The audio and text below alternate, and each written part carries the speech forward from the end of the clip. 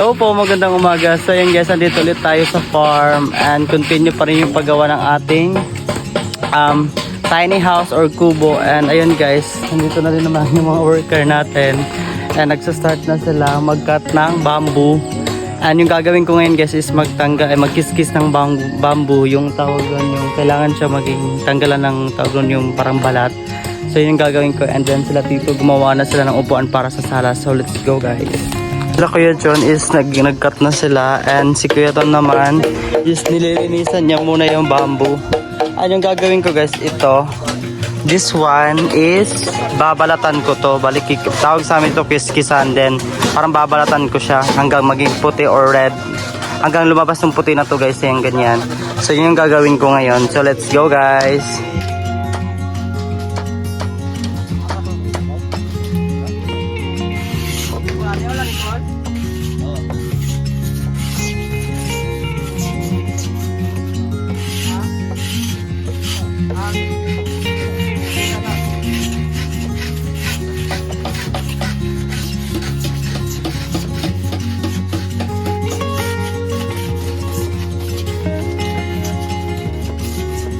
Ganyan yung ginagawa guys, or tinatanggalan namin siya ng parang balat para mas maganda. Tapos pag ano guys, pag tumatagal kasi nagiging pula na siya, like ganito. Ito first puti pa, this one puti pa siya, pero pag ganito, pag umabot ito ng ilang buwan, nagiging pula to, di ba Kuya John? Tapos ano, eto gagawin natin itong upuan, pero yung iba guys, yung gagawin naming pantakip dito, ano siya, tawag nun, hindi na kailangan ganituhin.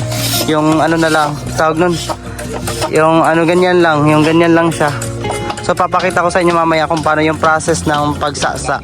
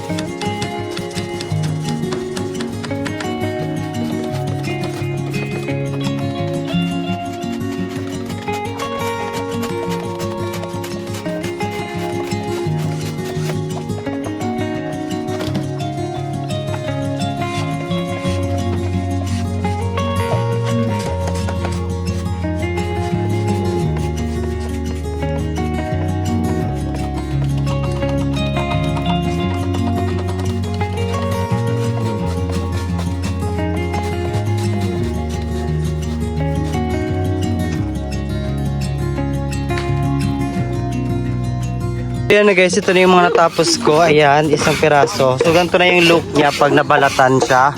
And ganito naman pag ano pa lang, ginagawa pa lang siya. Ayan. So yan, ano na yung mamaya. So then, babasagin at gagawing ano, ganyan, like ganyan guys. So ito para sa upuan natin to. So yan guys, ito na yung sala natin dito. At naglalagay na sila ng para sa upuan natin yung mga kahoy na yan. Lalagyan nila ng ano, bamboo. Yung ginawa ko ayun, dito yan siya ilalagay, dyan, tsaka dito, and yung ano ko dito na yung papunta doon, yung kusina natin. Ayan. Ayoko mag entrance dito guys, dahil ang tawag nun, may mga ano pa dyan na mahirap pag may ganyan, may kahoy, may tawag nun, ano ng nyog, patay ng nyog. So mas maganda dito lang entrance natin. Guys, dahil nalinisan na itong ano, itong kawayan, nalinisan na nila, and ginaganto na namin siya. Ayan, ganito po yung pag tinatawag dito sa amin na di ba ya? Ayan, hindi siya binabasag, talagang ganyan lang. Tumuhumok, di ba siya? Hanggang lalambot yan siya guys. Makikita nyo mamaya yung process niya kung paano siya lumambot, at saka pag naano siya. Tapos pagkatapos ng ganito guys, ay ano siya, tawag nun, babasagin sa gitna. So ganyan po ang tinatawag na sasa guys. Pero pwede din siya balatan. Yung ganito, pwede din ito balatan tapos bago ganyan. Pero hindi na namin ginawa dahil matatagalan kami. So much better na yan. Magiging brown din naman to Kuya John, di ba? Pag ano na, pag sobrang tagal na. Tapos yung kulay green guys, magiging brown yan sa susunod. Yan. Ayan yung mga ano guys, gumagawa.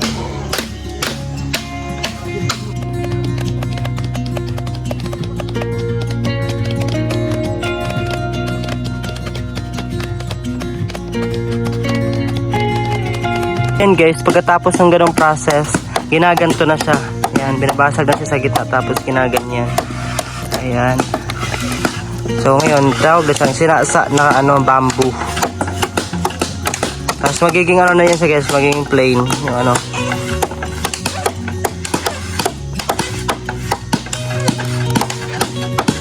Wow.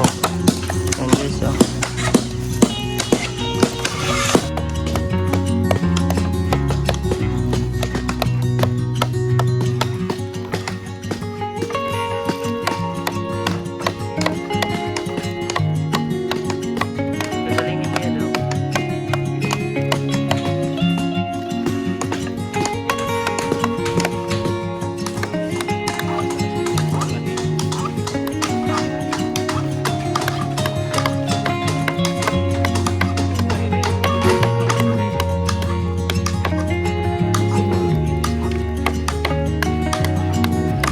Ayan guys, ito na yung finished product nila. Ayan yung tinatawag na sasa dito sa amin. Ayan. Tapos ito yung harap, din ang likod niya. Pakita mo nga yung likod Kuya John. O ayan, yan yung pantakip natin dyan, di ba? Ang daming pwedeng gawin sa bamboo. Ayan, kay Dinis naman, ito yung ganun nagawa niya. Ayan, babasagin niya na. Wow! Ayan, tapos gaganyanin na siya. Ayan, ginaganyan na ho siya. Wow. So yun guys, maglalagay na kami ng kawayan or sahig dito, ay or sa upuan pala. Ayan, yung kanina ito yung nakiskis ko na. So ito lalagay na namin siya here para maupuan na natin.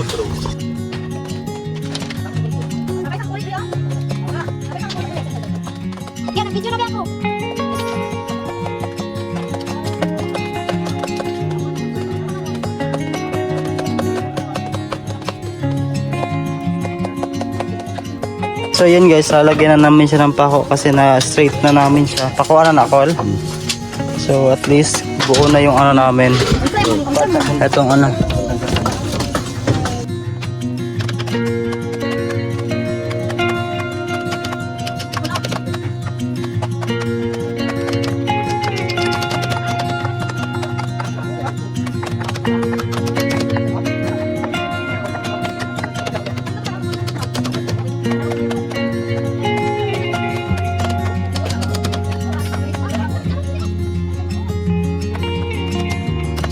And then guys, may visitor kami. Andito si George kasama si Ate Rose tsaka si Sarah. Hi!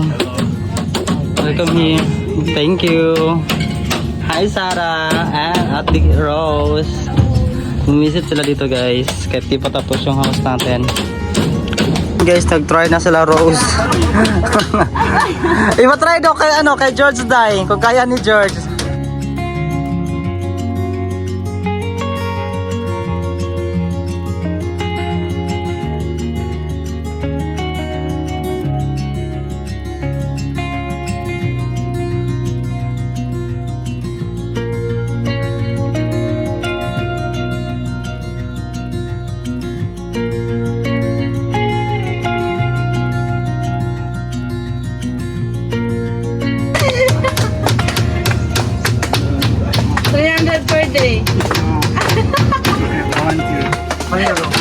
I'm free. Ha? Free. No It's money. free. Libre na daw yung pagpanda. No, 1.5 per day. One. No. Pamragay langsang. Pamragay langsang ni Dre. Wala kanina diin. Yung unsa na yung kahoy. Asa? Ay, ligo na. Gahit na siya ng kahoy. Ganiti. Karoon na, nakadigdig. Planeti. Magbat ko.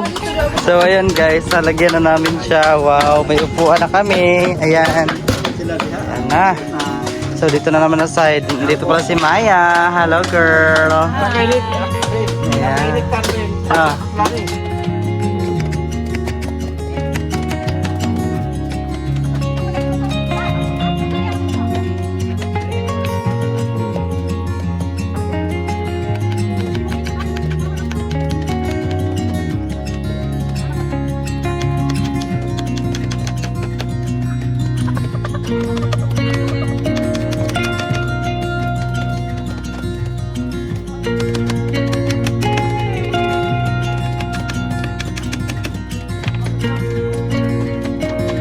guys, kunti na lang yung bamboo.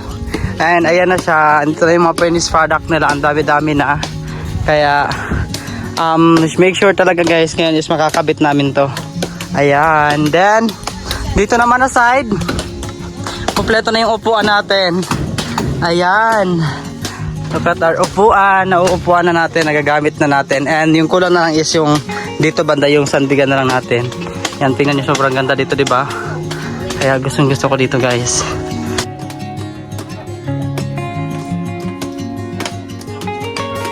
Go. Tapos dali lang pag inom. And then sila Ate Rose guys, kumain sila ng buko. There's only one thing which I worry about. What? The cats. Then, Ay, mga cut down ni Muday. yeah, I think they wanna die. That's why we need to go to buy some milk. Ano, bagato na mo. Sabay na mo sumabaw kung ganun ko. Di ba ito si... Be!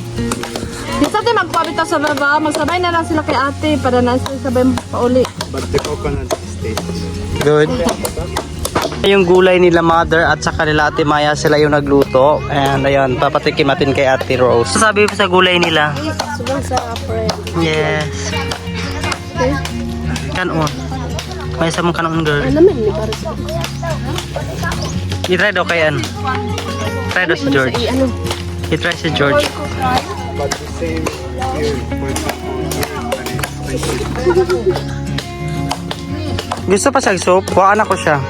You want soap? fish soup. Never tasted.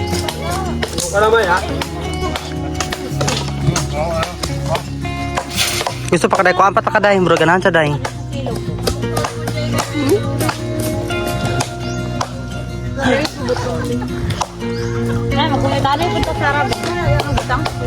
You want more? You want more? I'll add. No.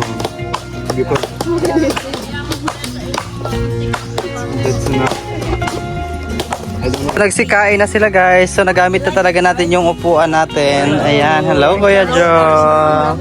Teka, mag-isulupin-sulupin na lang ninyo yung mga pagkaon guys. Kapag magdalang balunan. May ano siya. And dito din na side, may pagkain din. Ayan. Kain na kayo. Ton! Ikaw na ka? It's George, bye-bye. Thank you for coming here. Yes. When you going Yes, back here? 1 After week. 1 week. In 1 week. Bye-bye. Take care. Enjoy. Guys, naganap muna kami ng mga kamote dito sa area na to, banda. Para may pang merienda tayo mamaya sa mga worker natin. And umuulan na pala guys. Guys, nakabit na namin yung aming pantakip dyan or bungbong. Ayan, di ba ganyan yung look niya guys. Yan yung dingding natin. Wow. So maglalagay pa tayo dyan mamaya ng mga kawayan guys. Mag-art pa tayo ng ano dyan. Binalatan na ni Kuya Joe yung kamote. Ipa-fried natin yan. Fried natin. Nandiyan na si mama mo. Huwag kang magalala. May tubig na tayo.